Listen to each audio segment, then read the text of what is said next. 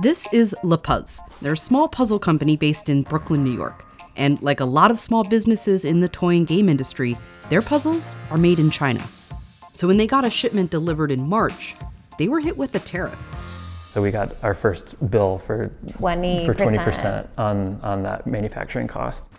President Trump's tariffs are, in part, designed to make companies like Puzz make their products in the U.S. If you have your company here, if you build your product, make your car, or whatever it is you're making, no tariffs.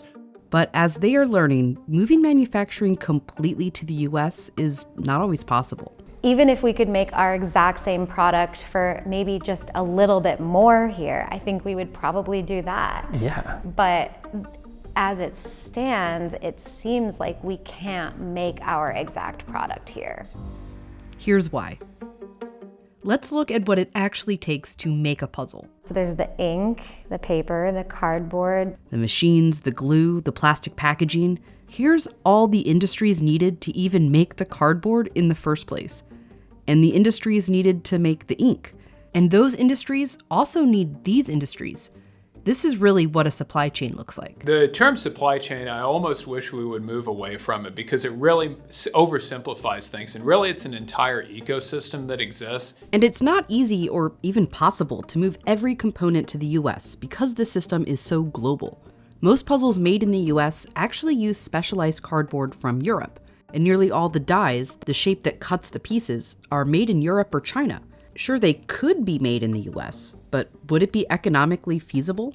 In many instances where there's already competitors overseas that are very experienced at making types of goods, setting up production in the United States, especially for something that's highly specialized in volume, is going to be very small.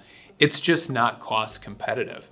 And certainly because of the knowledge that that overseas supplier has, the initial quality coming from the US is not going to match that overseas supplier. That quality gap is because of the learning curve. This is the classic one, how long it took to build a B-17 plane during World War II.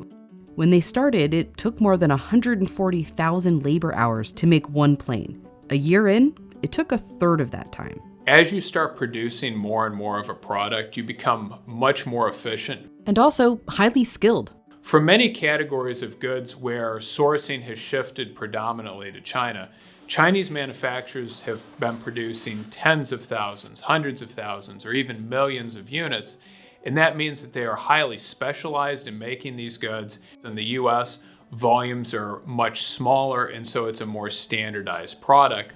For example, the reason iPhones are made in China isn't because of labor costs. The reason is because of the skill. As Puzz has also found out, their puzzle isn't standard. This is everyone's least favorite corner piece. Their hand-drawn, custom-cut pieces come in a resealable bag with a double-sided poster. They are unusually thick pieces and have colorful backs, and the box is even printed on the inside. A lot of times people will use the box lid and bottom as sorting trays, so we wanted to make those kind of special. As they've looked for a US manufacturer, they haven't been able to find one to say yes to all this customization. And all of that isn't necessary to a good puzzle, but it's kind of necessary to our good puzzle. Plus, because of this ecosystem, they would have to invest in new dies from Europe. That would also be tariffed. To think that we were going to have to make like upwards of like a $35,000 investment in just the die lines, we were like, wow, like that's like a lot of risk for us to take on, not even knowing if, these tariffs are going to stay in place. Not to mention how long they're going to take to make. I almost feel like we didn't even have an option. Right, yeah. Like we have to move forward with our current manufacturer. What staying with China will cost is unclear. 145%, 30%? We kind of just hold our breath and see what the tariff is the day it lands.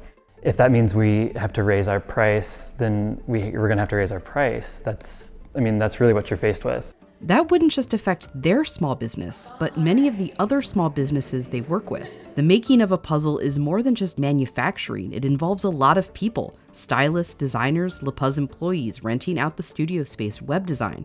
And then there's the employees at the warehouse, marketing, shipping, and then all the retail stores. The bulk of our business is Mom and pop, like shops, game stores. What's important to understand is production in the United States in this industry is generally minimal. There's about 5,600 individuals employed across all the doll, toy, and game plants in the United States. In comparison, just its specialized retailers that sell hobbies, games, and toys, there's about 128,000 individuals employed in those stores. This is who will face the effects of the tariffs, besides the US manufacturers who now have added costs. And so what's important to understand is when you make these products much more expensive, you are expecting declining consumer demand, and that ends up costing far more jobs in the retail and wholesale sector than you would ever gain back in manufacturing. The economic puzzle of where to manufacture has many pieces. Tariffs are the ever-changing one. Oh no, just ripped it. Of all the things.